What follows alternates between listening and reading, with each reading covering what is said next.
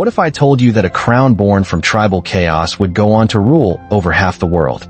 That behind the royal glamour lies centuries of betrayal, murder, revolution, and power beyond imagination?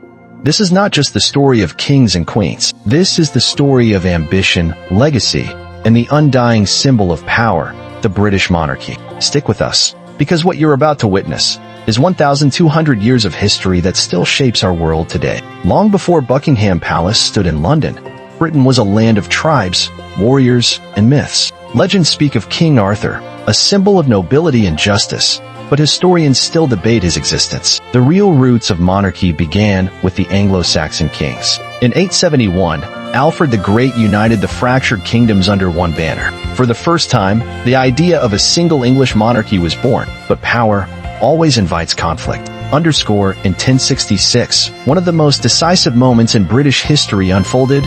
William the Conqueror crossed the English Channel and defeated Harold at the Battle of Hastings. The monarchy was no longer Anglo-Saxon. It was Norman, and the crown forever changed. Castles rose, languages blended, and a dynasty of iron will begin. But with great power came even greater rebellion. Underscore, in 1215, King John was forced by angry barons to sign the Magna Carta, an act that forever limited royal power and planted the seeds of modern democracy. The crown was no longer untouchable. Parliament began to rise. The monarchy had to adapt or collapse. Enter the Tudors, the royal family that defined an era. Henry VIII broke from the Catholic Church to Mary and Boleyn, triggering the English Reformation. 6 wives, 2 beheaded, and a daughter, Elizabeth I, who would become the greatest monarch Britain ever knew. She never married. She never lost a war. She never gave up the crown. Under the Stuarts and Hanovers, Britain expanded into a global empire. Colonies spread across Africa, Asia, and the Americas. The sun never set on the British Empire. But with expansion came resistance, from American independence to Indian revolts. The monarchy ruled, but the world pushed back. In 1649, the unthinkable happened.